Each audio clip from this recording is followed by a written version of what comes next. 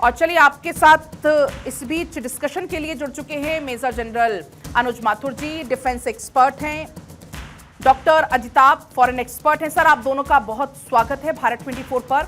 अनुज sir, आपके पास आते हुए सर, अब हम कैसे समझें? एक तरफ से ट्रंप की बातों से तो लग रहा है कि हॉर्मुज स्ट्रेट पर अब रास्ता बिल्कुल साफ हो गया है, जिस तरीके से वो जिक्र कर रहे हैं कि अब मैं चीन जाऊंगा, बहुत खुश होगा चीन, ये सारी बातें। लेकिन दूसरी तरफ ईरानी संसद के स्पीकर कलीबाफ कह रहे हैं कि जो ट्रंप दावे कर रहे हैं सातों के साथ झूठे हैं, और अगर किसी को हॉर्मुज पार करना है तो हमारी अनुमति के बिना वो नहीं पार कर पाएगा।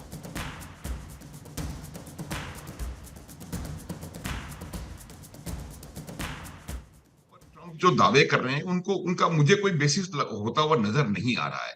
देखिए, इसको खोलना अभी इस प्रकार, जब तक कि देखिए दो रूट्स हुए यहाँ पर। एक मैं आप थोड़ी देर पहले बता रहा था कि जो ओमानी वाटर्स में से जो रूट निकलता है वो ट्रेडिशनल रूट है, और ये जो वेस्ट एशियन कंट्रीज का जो काफी सारे शिप्स उस ट्रेडिशनल सदर्न रूट से निकल करके आते हैं, वो रूट प्राइमरीली ओमानी पानियों से निकलता है। और अमेरिका कहीं ना कहीं ये आइडिया लगा रहा है कि उस रूट को वो खोल पाएगा, जिससे कि वहां से कुछ देशों का कुछ आवागमन वहां से शुरू हो जाएगा। उस रूट को खोलने में कई चीजें शामिल हैं। वहां पर माइंस कहा जा रहा है लगा दी हैं ईरान ने, माइंस को माइन स्वीपिंग करने का ऑपरेशन करने की आवश्यकता है। और ये ईरान ने दोबारा कह दिया है कि किसी भी युद्धपोत को वहां आने नहीं दिया जाएगा। तो युद्धपोत अगर वहां नहीं आएगा तो माइन स्वीपिंग ऑपरेशन करेगा कौन? थोड़ा कॉम्प्लिकेटेड है ये बात। मैं बता सकता हूं कि ट्रंप जो कह रहे हैं कि वो पूरी तरह से खुल गया है और चीन खुश होगा और ईरान ये होगा, ये मुझे लगता नहीं कि ये अभी हुआ है। ईरान का अभी भी कंट्रोल यहां पर है, क्योंकि सदर्न रूट खुला हुआ नहीं है, और नॉर्दर्न रूट पर कौन जाएगा कौन नहीं जाएगा ये अभी भी ईरान निर्णय ले रहा है, डिसाइड कर रहा है। अमेरिका का भी जो ब्लॉकेड है उससे चीजें और कॉम्प्लिकेट हो गई हैं। अगर आप देखेंगे, ट्रंप ने एक स्टेटमेंट और दिया था कि हमारा ब्लॉकेड लगा रहेगा, और वो कह रहे हैं कि हम जो ईरान के जो बंदरगाह हैं उनसे आने और जाने वाले शिप्स को वहां से निकलने नहीं देंगे। तो ये चीज जब जब आप ये करके रखेंगे तो आपको कैसे उम्मीद है कि ईरान अपना कंट्रोल इसके ऊपर छोड़ देगा? देखिए, ईरान के पास एक ही इंपॉर्टेंट लीवरेज है, और वो इंपॉर्टेंट लीवरेज है स्ट्रेट ऑफ हॉर्मुज। अगर वो उसको बिना शर्त इस प्रकार से वहां से हटेगा तो मुझे लगता है ईरान, जिसका पहले ही बहुत डिस्ट्रक्शन हो चुका है मिलिटरीली, इकोनॉमिकली, वो और ज्यादा नुकसान होगा। थोड़ा सा स्टैटिस्टिक्स मैं आपको बताना चाहता हूं कि इस स्ट्रेट ऑफ हॉर्मुज से 28 फरवरी से पहले लगभग 150 से 160 औसतन शिप्स गुजरते थे। आज वो औसत घट के 6 से 7 पर आ गया है। तो उससे एक चीज और आपको समझने की आवश्यकता है कि इसका जितना असर बाकी देशों पर है, उससे कहीं ज्यादा असर ईरान की अपनी अर्थव्यवस्था पर इसका हो रहा है। अगर ये बात भी हम एक बार के लिए मान लें कि जितने 6-7 शिप्स वहां से निकल रहे हैं वो सभी ईरान के हैं, फिर भी ईरान का जो जो व्यापार है, जो ईरान का निर्यात है, उसमें बहुत जबरदस्त कहीं ना कहीं कमी आई है। इस वजह से ईरान के ऊपर आर्थिक रूप से बहुत ज्यादा दबाव है।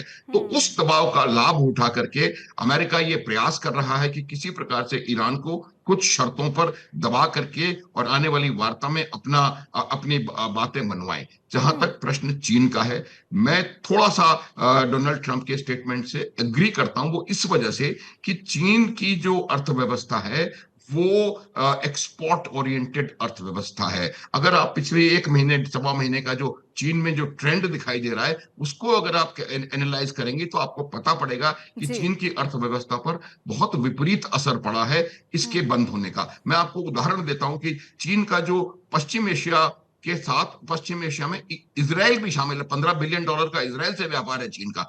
पश्चिम एशिया से लगभग $300 बिलियन का व्यापार चीन करता है, और ईरान का हिस्सा उसमें से सिर्फ 26-27 बिलियन है।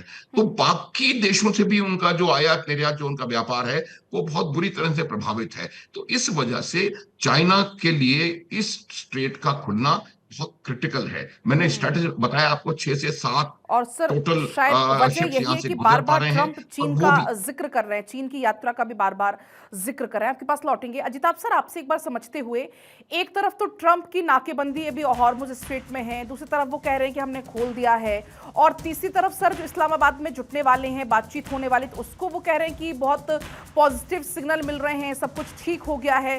तो सर, इसको हम समझें कैसे? तो आखिर हालात क्या है, आप क्या आकलन कर पा रहे हैं?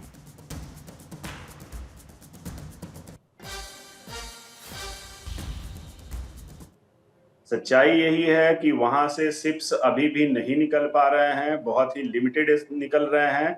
और दैट शोज कि ईरान का अभी भी वहां पे जो नाकाबंदी है वो चालू है। ईरान अभी भी पूरी तरह से कंट्रोल करने की स्थिति में है। ट्रंप के दावों के बावजूद और वादों के बावजूद भी आप देख लीजिए, ईरान अपनी नाकाबंदी को सक्षम रूप से चला रहा है। और अगर आप जैसे अभी हमारे को पैनलिस्ट साहब ने कहा कि ईरान ने, आप देखिए कंट्राडिक्टरी यहाँ पे है। ईरान पिछले मार्च की अगर डेटा देखी जाए तो ईरान ने लगभग 6.25 करोड़ बैरल तेल बेचा है और उससे उसकी गाढ़ी कमाई हुई है। प्लस उसने जो अभी अमेरिका ने ईरान को 1 महीने का वो छूट भी दे दिया था कि जो भी वाटर पे उसके शिप्स हैं उसको वो बेच सकता है। तो ये सैंक्शन जो थोड़ी सी उसने हटाई थी अमेरिका, उससे भी ईरान के बहुत सारे ठीक है शिप्स जो सर, अभी आपको मैं रोक रही हूँ।